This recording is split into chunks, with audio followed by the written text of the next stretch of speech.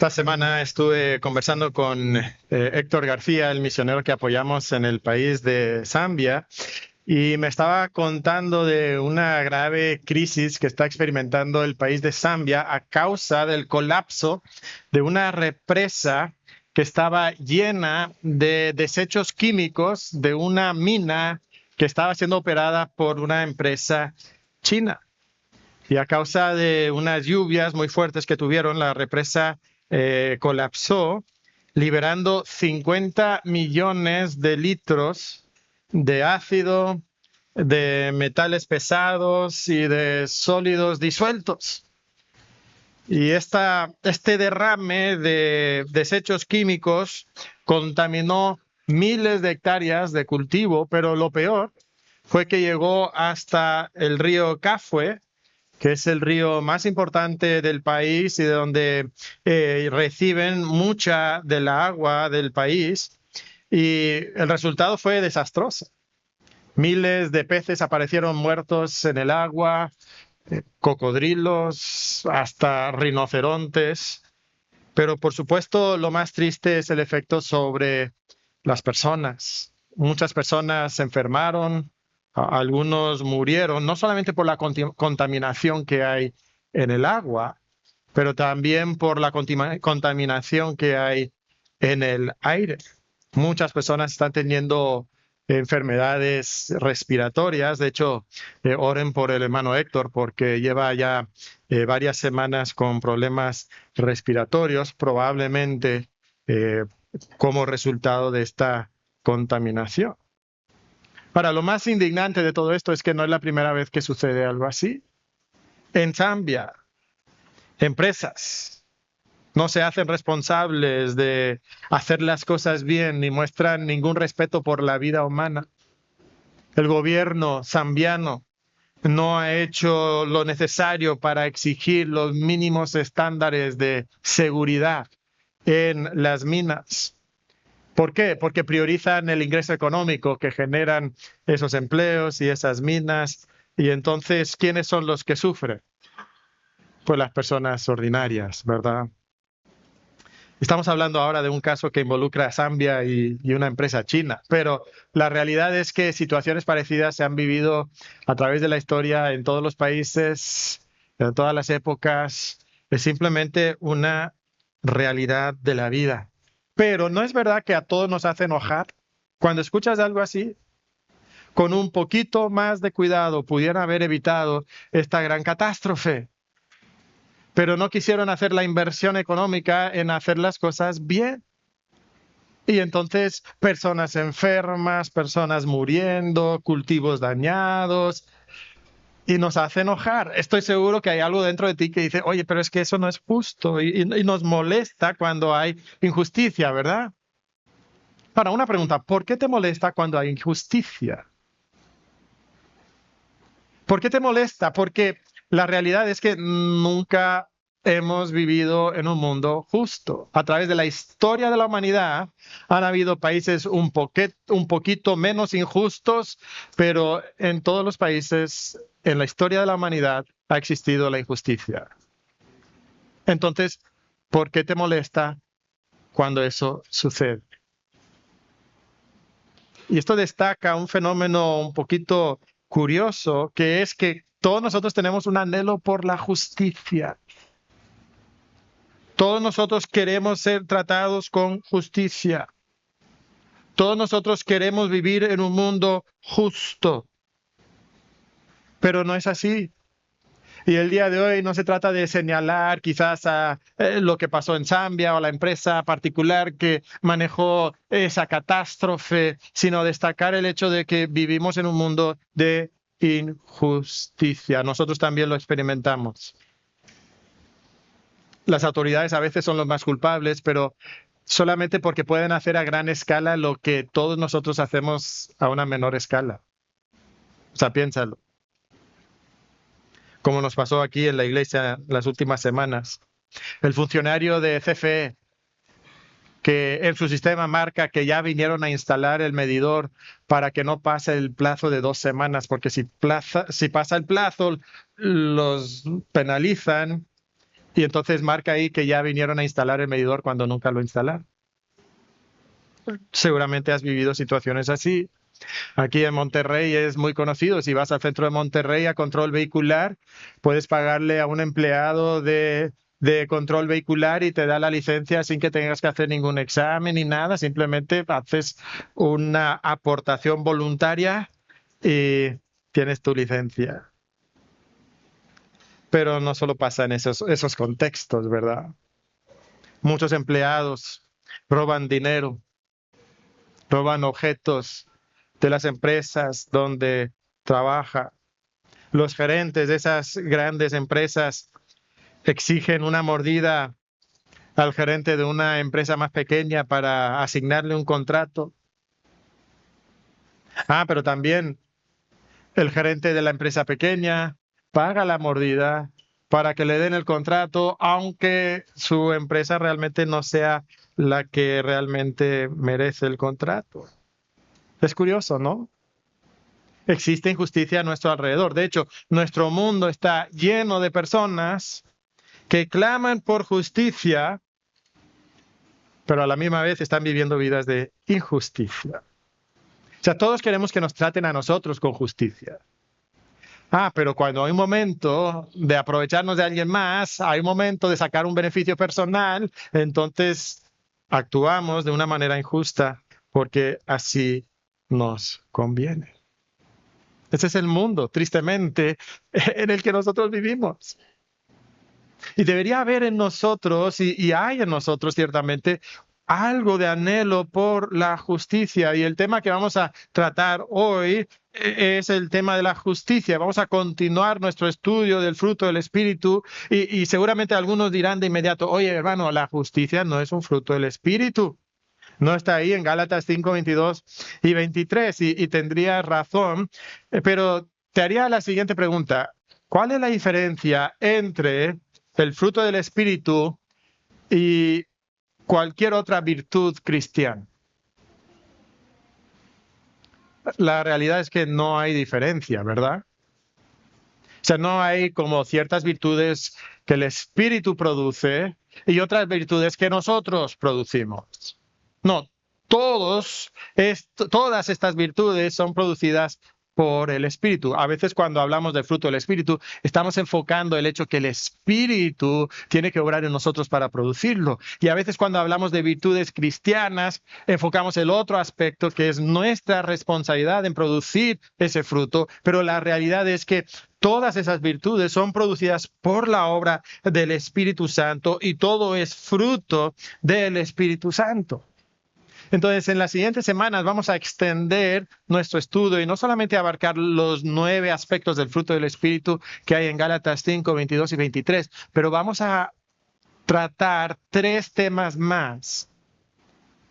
Virtudes que son mencionados con frecuencia en la Biblia que deben de caracterizar a un genuino hijo de Dios. Y entonces el que nos toca para hoy es el tema de la justicia. Y este es un tema sumamente importante en la Biblia.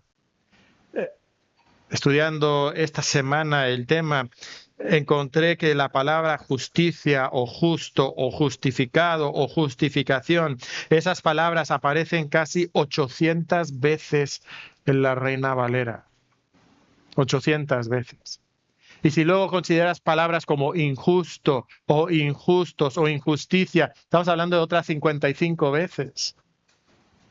O sea, este es un tema muy, muy importante para Dios. Y si es un tema muy, muy importante para Dios, entonces debería ser muy importante para nosotros que somos los hijos de Dios.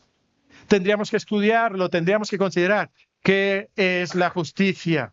¿Qué es la justicia? Ahora, como todas las virtudes que venimos estudiando, las virtudes de Dios no viven en un vacío filosófico y ético, como si estuvieran en un laboratorio, en un tubo de ensayo, y ahí existen y los observamos y decimos, ¡ay, qué bonito que es! No, son virtudes que se tienen que vivir en la vida, en la práctica, en nuestro día a día. Tienen que salir de la filosofía y llegar a la práctica. Y entonces cuando hablamos de justicia, no solamente deberíamos de pensar, ay, qué bonito es la justicia, qué hermosa es la justicia, y aplaudir la justicia, y anhelar la justicia. No, tenemos que ser justos.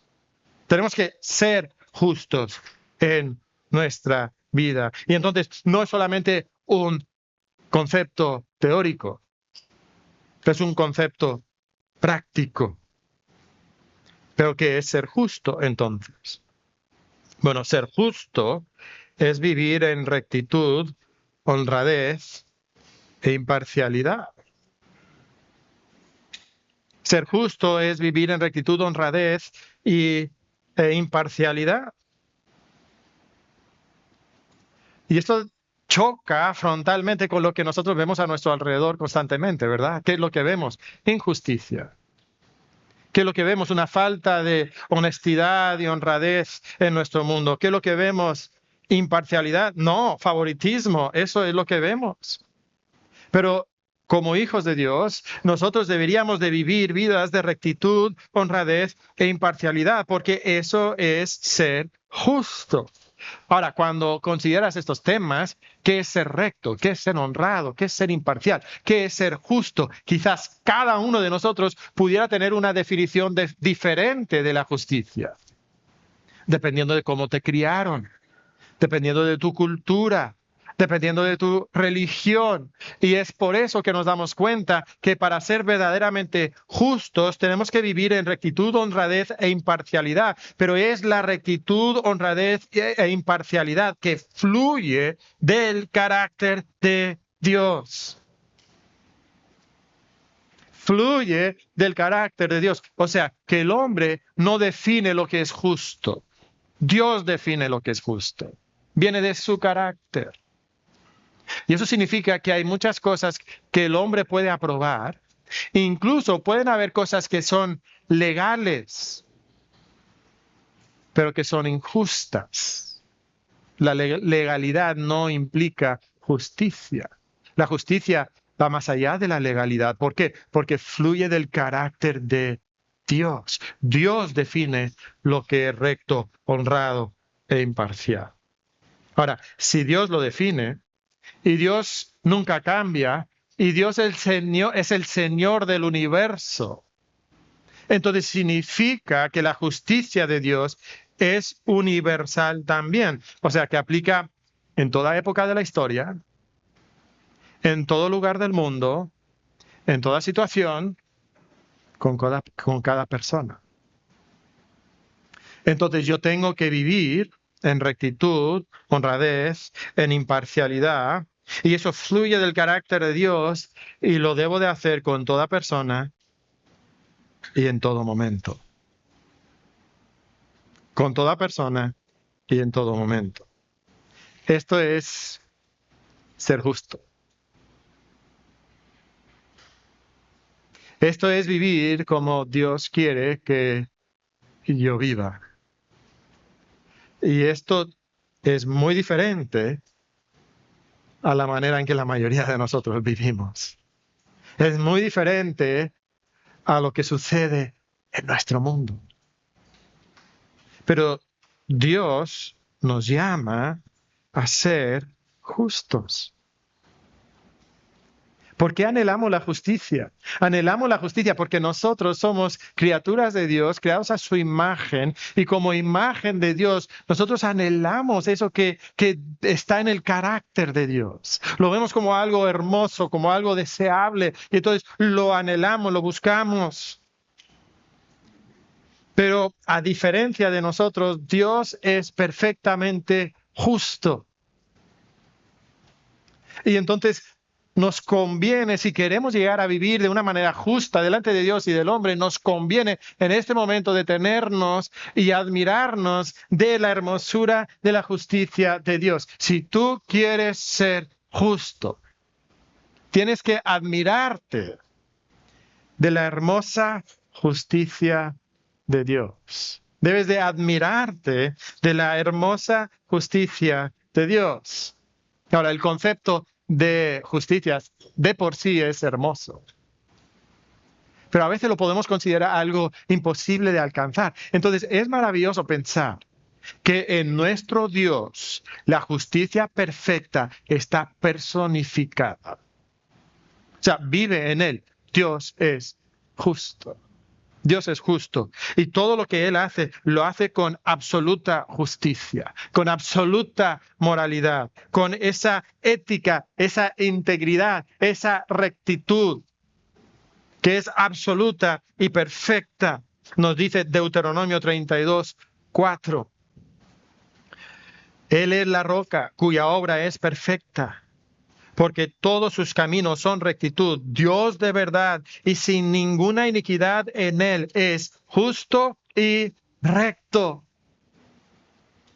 Y escuchamos esas palabras y decimos, qué bonito, ¿verdad? Ante la iniquidad que corrompe nuestro mundo, ante la injusticia que corroe en nuestras instituciones, qué bonito es pensar que existe un Dios que es perfecto en justicia. Todo lo que hace, todo lo que es, todo lo que dice es perfectamente justo.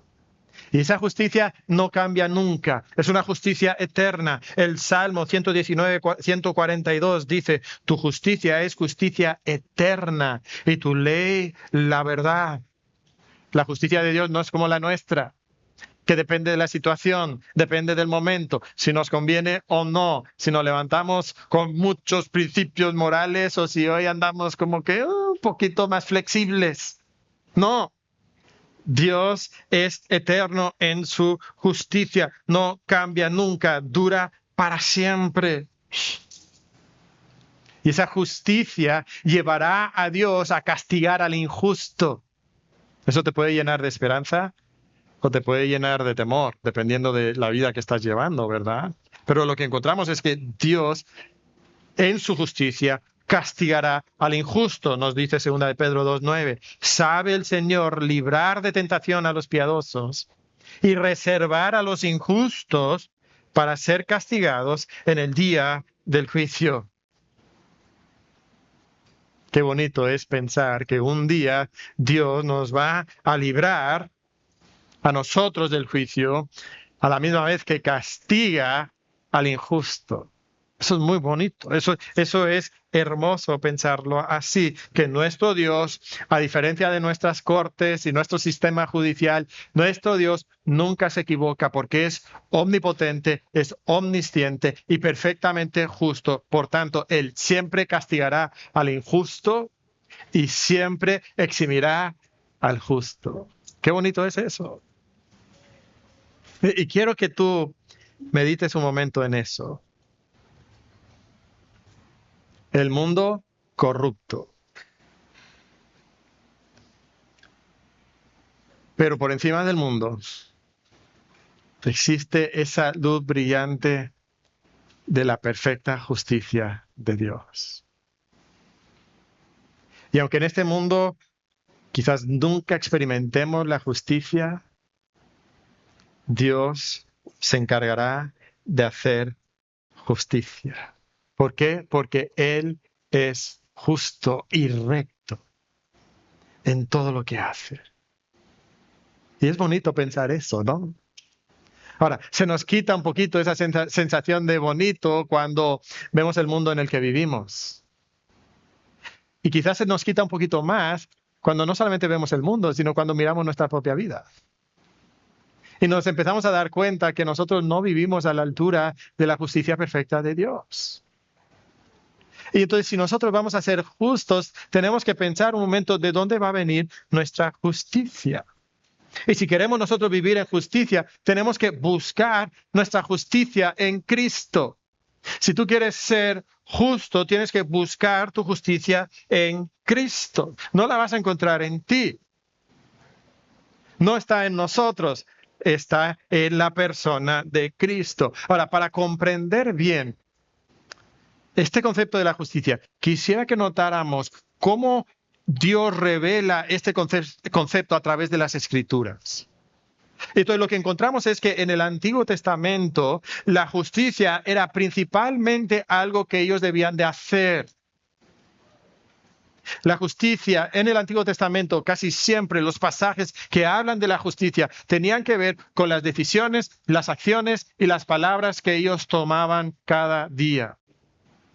Y Dios había revelado su justicia, algo en la creación, pero revela su justicia de una manera más clara cuando da la ley de Moisés. Y la ley de Moisés es considerada justa, nos dice Deuteronomio 4:8. ¿Y qué nación grande hay que tenga estatutos y juicios justos, como es toda esta ley que yo pongo hoy delante de vosotros? Y entonces en el Antiguo Testamento los israelitas que querían ser justos, ¿qué hacían? Buscaban obedecer la ley, vivir de acuerdo a los principios de la ley. Eso era como ellos consideraban que podían alcanzar la justicia. Y la realidad es que la mayoría de los pasajes que hablan de justicia hablan de cosas de rectitud moral, de ética, de obedecer el mandamiento de Dios, de evitar pecados como el adulterio o como la idolatría o la mentira. ¿Sabes? También hay un énfasis muy particular sobre un tema en especial cuando se habla de la justicia. Y es el trato que se le daba a las personas vulnerables, a los pobres, a los huérfanos, a las viudas, a los extranjeros. Se reitera muchas veces. Por ejemplo, Deuteronomio 10, 18 al 19. Él hace justicia al huérfano y a la viuda y ama también al extranjero, dándole pan y vestido. Por tanto, ¿cuál es nuestra respuesta? Si Dios es así, nosotros debemos de amar pues al extranjero, porque extranjeros fuisteis en la tierra de Egipto. Eso es lo que Dios esperaba de Israel. En Deuteronomio 24, 17, no torcerás el derecho del extranjero ni del huérfano, ni tomarás en prenda la ropa de la viuda. ¿Qué sucedía en Israel? Pues la tendencia de los israelitas y de nosotros el día de hoy es aprovecharnos de las personas más vulnerables, abusar de ellos. Pero la justicia exige que nosotros no hagamos eso. Ahora, este es el concepto que nosotros encontramos en el Antiguo Testamento. Ahora, una pregunta. ¿Por qué una persona sería motivada a vivir en justicia y no buscar el provecho propio? Porque muchos de nosotros tenemos en el ADN buscar nuestro beneficio propio. ¿Qué te motivaría a no hacerlo? En el Antiguo Testamento encontramos en muchas ocasiones que se conecta la justicia con el temor de Dios. El temor de Dios. Por ejemplo, en Éxodo 18, 21 y 22, dice, además, escogerás tú de entre todo el pueblo varones de virtud, temerosos de Dios, varones de verdad, que aborrezcan la avaricia, y ponlos sobre el pueblo por jefes de millares. Ellos juzgarán el pueblo en todo tiempo. ¿Qué es lo que motiva que nosotros vivamos en justicia? ¿Qué es lo que motiva que nosotros no busquemos nuestro interés personal a expensas de otras personas? ¿Sabes lo que nos motiva a evitar eso y vivir en justicia? Es el temor de Dios. Cuando nosotros reconocemos quién es Dios, cuando nosotros veneramos quién es Dios, reverenciamos a Dios, cuando nosotros tenemos un temor sano de un Dios que es justo y que juzga al injusto. Y entonces eso nos motiva a no vivir en injusticia. Ahora, si tú no temes a Dios, si tú no respetas a Dios, si tú no reconoces que Él es el soberano del universo, entonces te va a dar igual la justicia. Lo único que te va a importar es lo que te beneficia a ti. Pero el temor de Dios es la fuente de la justicia. Ahora, ¿cuáles son los efectos de la justicia en nuestra vida? Esto es hermoso, hermanos, también. Porque cuando nosotros vivimos caracterizados por la justicia, tendremos una sociedad que está llena de vida y paz.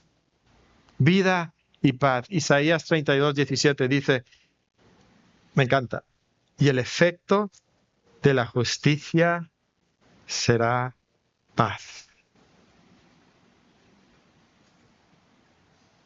¿Quieres paz? Vive en justicia. Vive en rectitud, vive en honradez, vive en imparcialidad. El efecto de la justicia será paz y la labor de la justicia, reposo y seguridad para siempre. ¿Quieres reposo? ¿Quieres seguridad? Vive en justicia. Proverbios 22-28 dice, en el camino de la justicia está la vida. En el camino de la justicia está la vida. ¿Qué implica ese versículo? Que en el camino de la injusticia está ¿qué? Pues no la vida, sino la muerte, la destrucción, la ruina. Y hermanos, cuando nosotros vivimos en justicia, entonces vamos a conocer vida, la bendición abundante de Dios, y vamos a conocer la paz de Dios en nuestra vida. Y realmente, hermanos, este es un cuadro hermoso. Porque mucho de lo que nosotros sufrimos en este mundo, mucho de lo que nos hace experimentar angustia en este mundo, es el trato injusto que recibimos a manos de otras personas. Nos angustiamos por eso. Pero ¿qué sucede cuando vivimos con honradez y rectitud e imparcialidad? Hay vida y paz, hay seguridad, hay reposo, y estas cosas fluyen del carácter de Dios y son la bendición de Dios. Y esto es lo que Dios quería para Israel. ¿Qué es lo que Dios quería para Israel? Que tuvieran paz, que tuvieran vida, que tuvieran abundancia, que tuvieran bendición. Pero tenían que vivir en justicia. Ahora, ¿cómo vivió Israel? ¿Fueron justos? No, todo lo contrario. Desobedecieron la ley que debían de obedecer. Vivieron en injusticia como las demás naciones. Al estudiar pasajes que hablaban de la injusticia de Israel, déjame mencionarte los puntos que más se mencionaron. Juicios corruptos donde se sobornaban a los jueces para que se favoreciera al rico y poderoso. ¿Te suena eso? ¿Te parece algo conocido? ¿Parecido a tu realidad? Se cometían asesinatos con impunidad. ¿Te suena? Autoridades usaban su posición para su propio beneficio personal, construyendo lujosas mansiones a expensas del pueblo. Hermanos, esto no salió del periódico, ¿ok? Esto salió de la Biblia. Esto es lo que pasó en Israel hace aproximadamente 2.600 a 700 años. El robo era muy común. Personas amontonaban riquezas de maneras injustas, por ejemplo, no pagando el salario de los jornaleros, usando mentiras para hacerse rico. Usaban pesas injustas para adquirir ganancias deshonestas. Esto es lo que llegó a caracterizar a la nación de Israel. Y además podríamos agregar el adulterio, la violencia, la idolatría. O sea, se convirtieron en las demás naciones, las naciones que Dios había echado de la nación de Israel. Dios las había echado y había traído a Israel para que ellos fueran un pueblo justo y recibieran la vida y la paz que Dios quería darlos, pero vivieron en injusticia, en desobediencia. Entonces, ¿qué pasó con Israel? Dios los juzgó, ¿verdad? Amós 2 nos dice lo siguiente: por 3 pecados de Israel y por el cuarto, no revocaré su castigo. Porque vendieron por dinero al justo y al pobre por un par de zapatos. Pisotean en el polvo de la tierra la cabeza de los pobres y tuercen el camino de los humildes. Esto es como vivieron ellos, y por eso Dios dijo, no revocaré el castigo. Y mandó un castigo sobre ellos que fue devastador. Se llevó el pueblo por delante. La nación del norte desapareció de la tierra. La nación del sur fue llevado a Babilonia en cautiverio. ¿Por qué? Porque no vivieron en justicia y fueron castigados por un Dios que sí es justo. Ahora, en medio de esa situación tan oscura, hay un pequeño foco de luz. Porque llegaron los profetas anunciando que venía el juicio de Dios sobre ellos. Pero los mismos profetas que anunciaban el juicio de Dios sobre ellos, ¿sabes qué más anunciaron? Anunciaron que en el futuro vendría un rey que sería perfectamente justo y que reinaría sobre Israel y sobre las demás naciones. Jeremías 23:5 dice, he aquí que vienen días, dice Jehová, en el que levantaré a David renuevo justo y reinará como rey, el cual será dichoso y hará juicio y justicia en la tierra.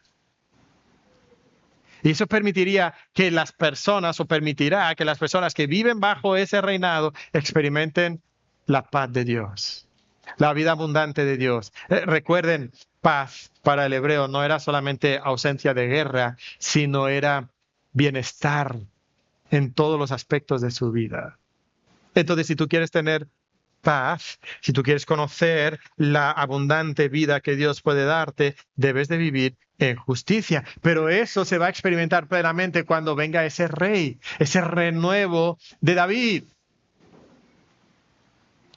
Pero sabes, hay algo también muy intrigante, una frase que aparece en el siguiente versículo, en Jeremías 23:6. Y mira lo que dice este versículo. En sus días será salvo Judá, e Israel habitará confiado, y este será su nombre con el cual le llamarán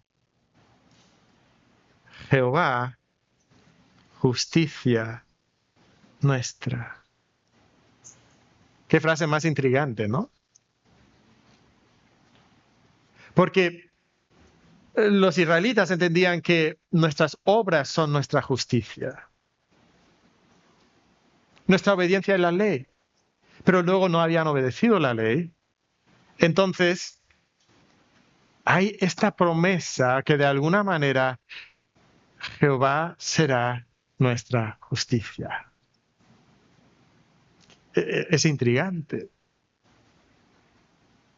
Y los israelitas anhelaban ese momento cuando tendrían esa justicia de Jehová. Pero piensa un momento en todas esas cosas que Israel cometió, esos actos injustos. Decíamos, esto nos suena. Jueces corruptos, asesinatos, robos, todo eso nos suena. O sea que no es solamente Israel, es toda la humanidad. No es que Israel fue una nación más terca que cualquier otra, es que todas las naciones son así, todos nosotros somos así. Y aún Israel, que debía de ser la nación más justa porque tenía la revelación de la ley de Dios, resultó ser también una nación injusta. De hecho, ¿cuál fue la conclusión a la que llegó el apóstol Pablo cuando veía la naturaleza humana? ¿Se acuerdan de esto en Romanos capítulo 3, versículo 10? Como está escrito, no hay justo ni aun uno. Entonces nosotros podemos sentarnos aquí muy tranquilos y mirar a Israel y decir, qué malos son. Y podemos mirar a los narcos y decir, qué malos son. Y podemos mirar a las autoridades corruptas y podemos decir, qué malos son. Pero ellos solamente hacen a gran escala lo que nosotros hacemos a menor escala en nuestra propia vida. Porque justo no hay ni uno solo. Ni uno solo. Esa es la realidad. Entonces, decimos, oye, pues tenemos un problema. Porque Dios es justo y Dios castiga al injusto. Y entonces, si mi justicia depende de lo que yo hago, entonces estoy en un problema muy severo y la única expectativa que yo tengo es que el justo juicio de Dios caiga sobre mí. Y entonces, ¿cómo tenemos esperanza? Y tenemos esperanza en esa pequeña frase, Jehová, justicia nuestra. Y la revelación de Dios sigue avanzando y cuando llegamos al Nuevo Testamento nos damos cuenta que en el Nuevo Testamento la justicia es primeramente algo no que se hace, sino es primeramente algo que se recibe. La justicia es algo que se recibe, no es algo que nosotros hacemos. Y es un notorio cambio de énfasis. Un notorio cambio de énfasis. De hecho, una de las palabras más importantes de todas las Escrituras es la palabra justificación. ¿Qué significa justificación? La palabra justificación significa ser declarado justo. Y esa palabra aparece en el Nuevo Testamento Y es el énfasis que encontramos, por ejemplo, en Romanos, algo que estudiamos mucho. Nosotros que somos injustos por nuestro pecado, Dios nos mira y nos declara justos. Y nos preguntamos, ¿cómo es que nosotros podemos ser declarados justos delante de Dios? Pues no es por algo que nosotros hacemos, sino es algo que nosotros recibimos por fe. El apóstol Pablo habla de esto en Filipenses 3:9, cuando dice, y ser hallado en él, no teniendo mi propia justicia, que es por la ley, sino la que es por la fe de Cristo, la justicia de Dios, que es por la fe. Y entonces lo que entendemos es que nosotros podemos tener la justicia de Dios por la fe. ¿Cómo es que tenemos esa justicia por fe? Otra vez, no es por obras, es por fe, no es por obediencia a la ley, es por fe. ¿Fe en qué? Fe en Cristo. Porque Cristo vino a la tierra y vivió una vida de perfecta justicia. Y luego fue a la cruz y murió sobre la cruz una muerte injusta, pero murió sobre la cruz porque ahí Dios depositaría la culpa de nuestro pecado. Nuestras injusticias serían colocadas sobre Cristo. Y Él paga el pecado, el precio del pecado de nosotros, pecadores injustos. Y entonces nosotros ahora vemos a ese Cristo que fue resucitado al tercer día. Y cuando nosotros confesamos nuestros pecados y nos arrepentimos de nuestros pecados y creemos que la obra de Cristo es suficiente, en ese momento nosotros recibimos el perdón de nuestros pecados y somos declarados justos delante de Dios. Eso, hermanos, es el Evangelio. Esa es la esencia del mensaje de la palabra de Dios. Y esto es lo que distingue al cristianismo de cualquier otra religión. Es el Evangelio. Y sabes, este Evangelio venía revelado en el Antiguo Testamento. De hecho, Pablo apunta a Abraham para decirles, Israel, debieron de haber entendido que la salvación no era por obras, no era por la ley. ¿Por qué? ¿Qué dice Génesis 15:6? Que Abraham creyó a Jehová y le fue contado por justicia. ¿Qué? ¿La ley? No, la ley ni existía. ¿Qué? ¿La circuncisión que era tan importante para los judíos? No, la circuncisión no había sucedido todavía. ¿Qué le salvó? ¿Qué le hizo justo delante de Dios? La fe. La fe. Y si hay alguien aquí que nos visita, o si hay alguien aquí que ha estado aquí en la iglesia muchas veces, yo te quiero recordar que tú no puedes ser justo delante de Dios por tus obras. ¿Entiendes eso? Tus obras nunca te harán justo delante de Dios. La única esperanza que tú tienes es poner tu fe en la persona y obra de Cristo. La justicia de Cristo, la obra de Cristo en la cruz, su muerte, su resurrección. Y con fe y arrepentimiento tú puedes tener la justicia de Cristo a tu favor. Y si tú nunca has experimentado este momento de salvación, esa transformación en tu vida, a mí me encantaría hablar contigo terminando el culto. Y si tú escuchas la voz del Espíritu Santo tocando tu corazón y diciéndote que tú necesitas eso, por favor, acércate conmigo, acércate con el pastor Daniel o con algún hermano de la iglesia, porque queremos que tú conozcas la dicha de tener la justicia de Dios. Y es nuestra única esperanza. La justicia, entonces, en el Nuevo Testamento es algo que primeramente se recibe, pero noten esa palabra primeramente. Porque luego, ¿qué sigue? Bueno, luego lo tenemos que practicar. Y entonces, después encontramos en el Nuevo Testamento que la justicia prácticamente, ahora sí es algo que hacemos. Y cuando digo la palabra prácticamente, estoy diciendo práctico en el sentido que lo practicamos. Que lo practicamos. Lo hacemos en nuestra vida. Debemos de vivir en justicia. Ahora, nosotros entendemos eso en otros aspectos. Muchas veces hemos dicho que la salvación verdadera te lleva a la santificación y que si no hay santificación, no hay salvación tampoco. Bueno, la justificación verdadera te lleva a la justicia, a vivir en justicia. Y si no estás creciendo en una vida de justicia, entonces tampoco hubo una justificación delante de Dios. Las dos cosas van de la mano. Ahora, ¿cómo van de la mano? Y esto es muy importante que lo entendamos.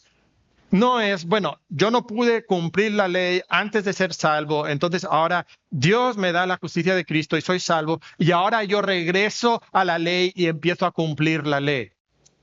No.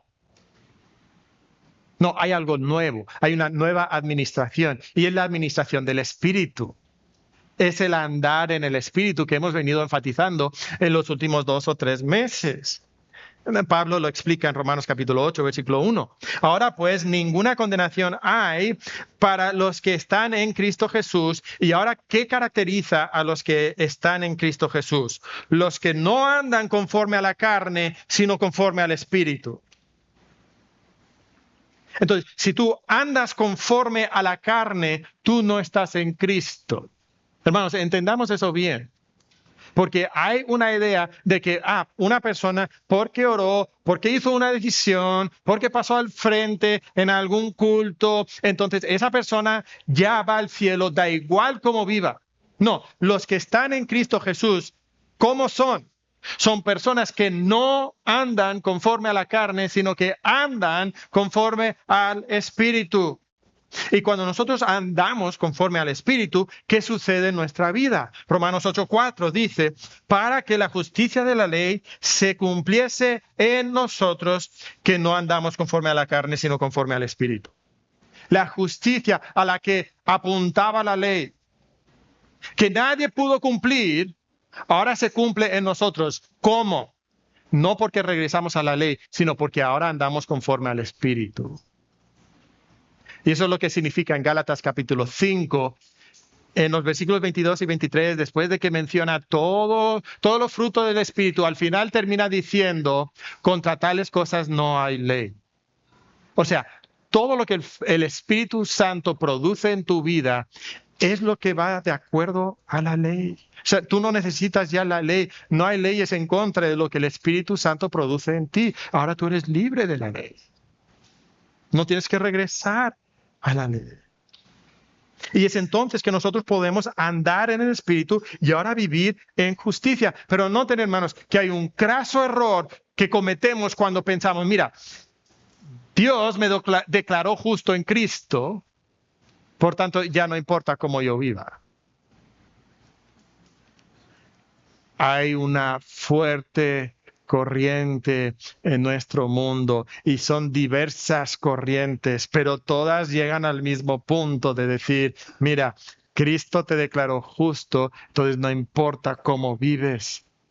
Y a veces lo vemos de un extremo del mundo evangélico en el que vivimos. No, ya oraste, entonces no importa lo que tú hagas, vas al cielo. Pero lo vemos del otro lado también del mundo evangélico en el que vivimos, donde dice, todo es gracia, Dios te acepta por su gracia, ya eres justo y entonces ya no importa, ya no tienes que evitar el pecado. Y eso también es un craso error. Porque Dios quiere que nosotros primeramente recibamos la justicia de Cristo otorgada a nuestro favor, pero luego quiere que nosotros practiquemos la justicia en nuestra vida. Y eso es lo que queremos considerar entonces en este tiempo. ¿Cómo se ve la vida de una persona que está buscando primeramente el reino de Dios y su qué? Y su justicia. ¿Cómo se ve la vida? Y aquí es donde, hermanos, vamos a empezar a ser un poquito metiches. Vamos a empezar a meter mano ahí hasta la cocina. Áreas donde quizás nos vamos a incomodar un poquito. Pero ¿sabes qué es lo que Dios quiere de nosotros?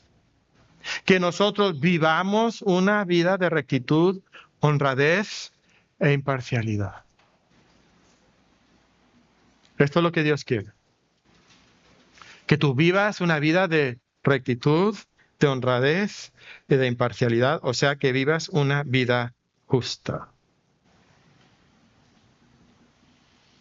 Eso es como el cristiano debe de vivir. En todo momento, con toda persona, en cualquier situación, Dios espera que nosotros seamos perfectos como Él es perfecto. Así dice Mateo capítulo 5, versículo 48. Ahora, ninguno de nosotros podrá alcanzar esa perfección mientras estemos en esta tierra. Y es por eso que Dios nos ha dado primeramente un Salvador que nos salva cuando estamos perdidos en pecado, pero luego también nos ha dado un abogado para que cuando nosotros pequemos podamos ir con nuestro abogado y confesar nuestro pecado, y Él aboga ante Dios y recibimos el perdón de nuestros pecados. Y Dios es fiel y justo para perdonar nuestros pecados. ¿Y quién es nuestro abogado? 1 Juan 2, 1 y 2. Es Jesucristo el justo. Es interesante cómo todas estas cosas se unen para llamarnos a nosotros a vivir en justicia. Ahora, hermanos, ¿qué hacemos nosotros con nuestro pecado? ¿Sabes lo que hacemos con nuestro pecado? Lo justificamos. ¿Qué significa justificación? Declarar justo. ¿Qué es lo que nosotros hacemos con nuestro pecado? Lo declaramos justo. Decimos que nuestro pecado no es pecado. Israel lo hacía. Llamaba lo bueno malo y lo malo bueno. Nosotros hacemos lo mismo. A veces nosotros nos ponemos a la defensiva y decimos, bueno, mi pecado no es tan grave como el pecado de otros. A veces nosotros minimizamos el pecado. Y lo que Dios llama pecado, nosotros le queremos poner otra etiqueta. Pero es pecado. Es pecado delante de Dios. Y Dios lo que espera de nosotros es que vivamos vidas de justicia. Hace poco leímos el Salmo 15 en la lectura. ¿Te acuerdas de cómo es el hombre de Salmo 15? Quizás lo quieres buscar, si no, escucha cómo es este hombre. Es un hombre que anda en integridad y hace justicia y habla verdad hasta en su propio corazón. Habla verdad. Es un hombre que no calumnia. Es un hombre que no hace mal a su prójimo. Es un hombre que no admite reproche contra su vecino. Es un hombre que menosprecia lo vil. Es un hombre que honra y honra a los que temen a Jehová. Es un hombre que hace un juramento que le va a lastimar a él. Y aun cuando le lastima a él, no se echa para atrás, porque la justicia exige que él cumpla con su promesa. Es un hombre que no da su dinero a usura, ni contra el inocente admitió cohecho. Esa es la justicia en la vida práctica.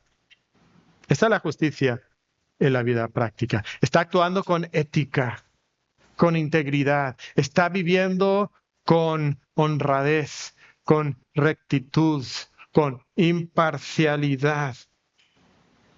Déjame mencionarte algunas situaciones específicas donde la justicia aplica de manera particular. Una persona justa no roba. No roba. Creo que el robo es muy común en nuestro día, ¿verdad?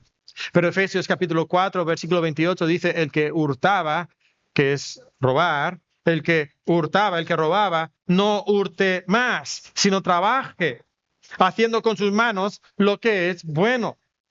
¿Qué es lo que Dios quiere de nosotros? No el robo. Y sabemos lo fastidioso es que te roben. Lo hemos experimentado como iglesia, se suben acá, nos roban el cableado de los aire acondicionados. ¿Qué les costará a ellos o qué ganarán ellos? Unos cuantos pesos, seguramente para saciar su necesidad de droga. ¡Qué injusticia! ¿Saben? Nosotros normalmente pensamos en el robo en cuanto a dinero y objetos. Y quizás muchos de nosotros no robamos dinero y objetos, pero ¿cuántos de nosotros robamos tiempo? Le robamos tiempo a nuestros empleadores, porque no hacemos lo que deberíamos estar haciendo. Pero el justo no roba. El justo juzga con justo juicio, o sea, es imparcial. Levítico 19:15, no harás injusticia en el juicio, ni favoreciendo al pobre, ni complaciendo al grande. Con justicia juzgarás a tu prójimo. Es injusto favorecer al pobre simplemente porque es pobre, pero es injusto favorecer al rico solamente porque es rico. Y quizás tú dices, ay hermano, pero yo no soy juez, yo no estoy juzgando, pero constantemente en tu vida tienes situaciones donde tú puedes favorecer a ciertas personas y puedes escoger favorecer a las personas que están cerca de ti, a mis amigos, mis hijos.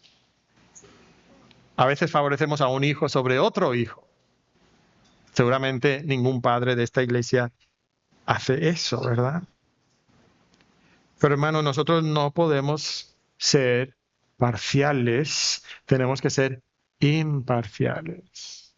Imparciales, tenemos que ser justos. El justo no participa de la corrupción.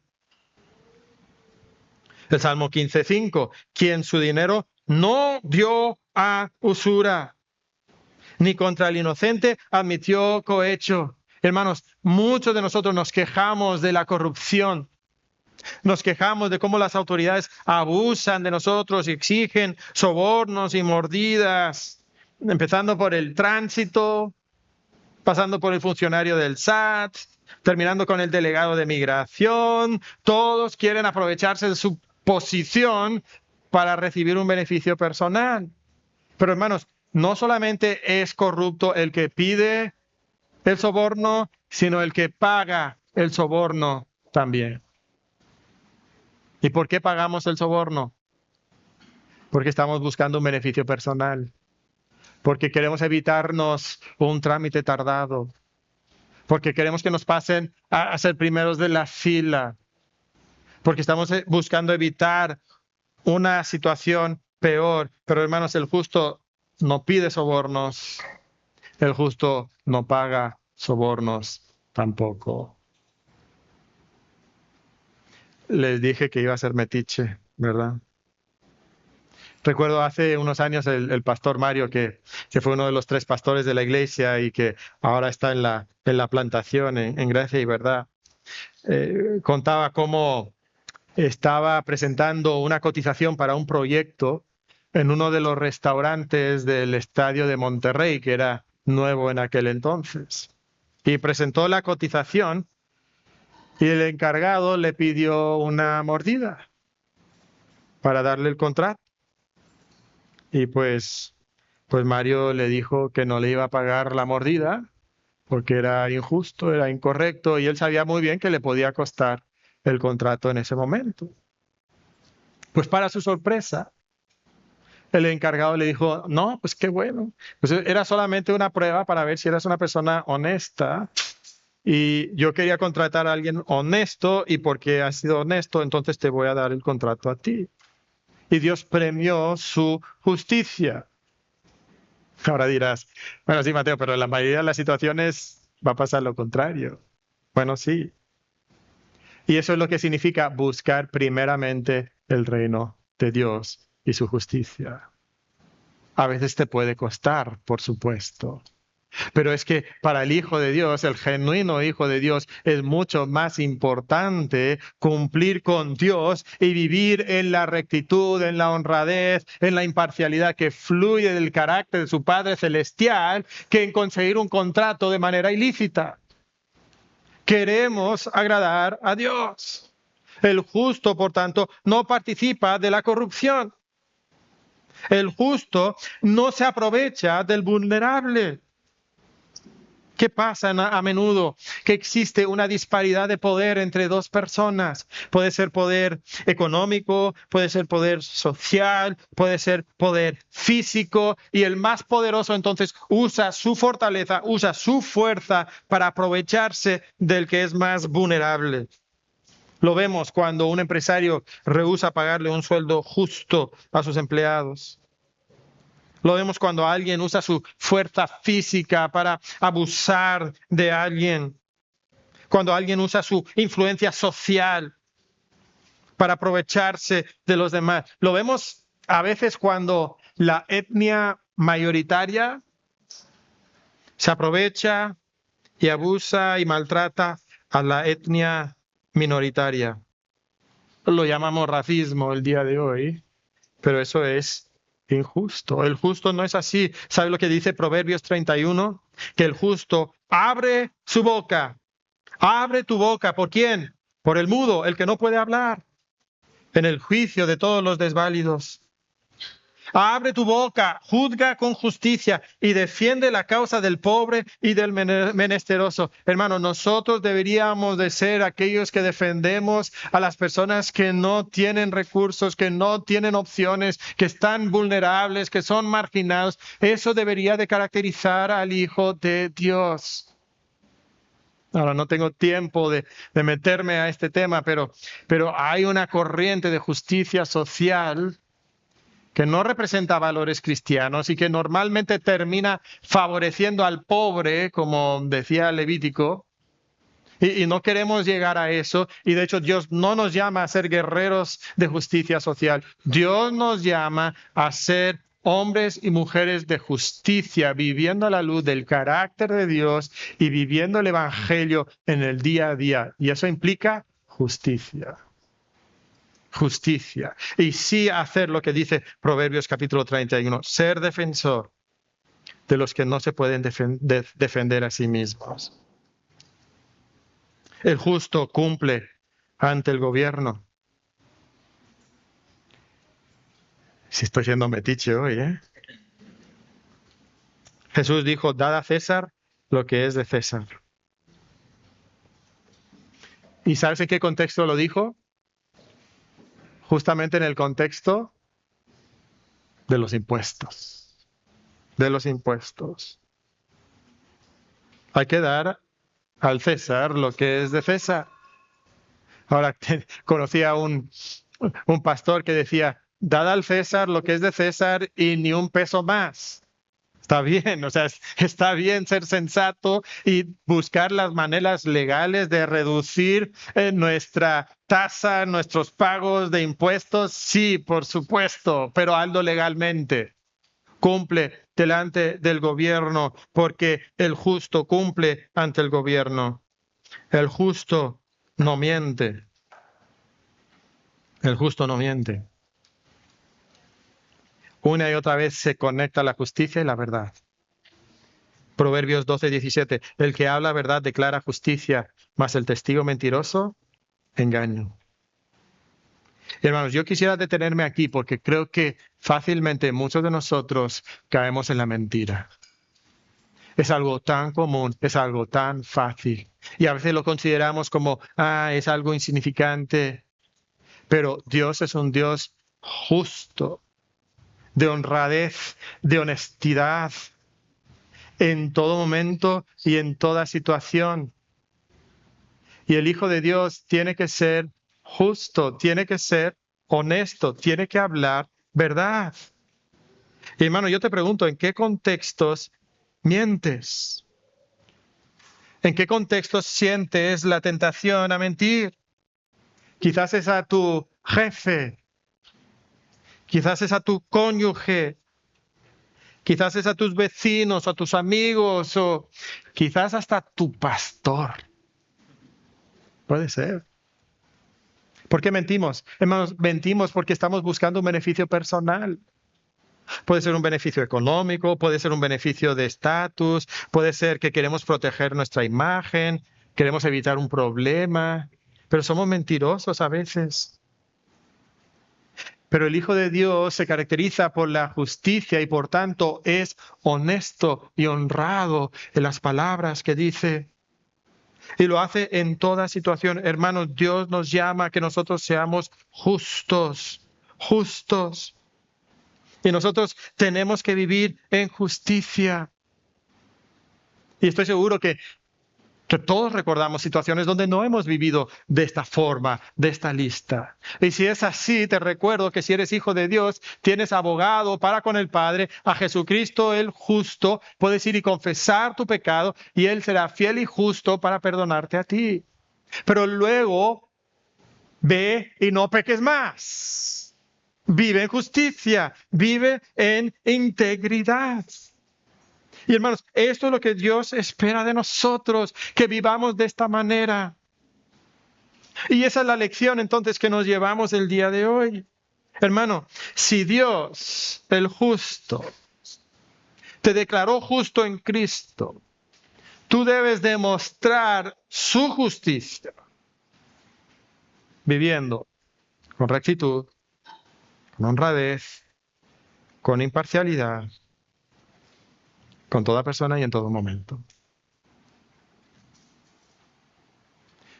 Si tú eres hijo de Dios y Él te ha declarado justo delante de Él por la justicia de Cristo, entonces tiene que ser verdad en tu vida que tú vives en justicia, que tú reflejas su justicia y que tú eres una persona recta, honrada, imparcial, que vives con principios de moralidad y de ética.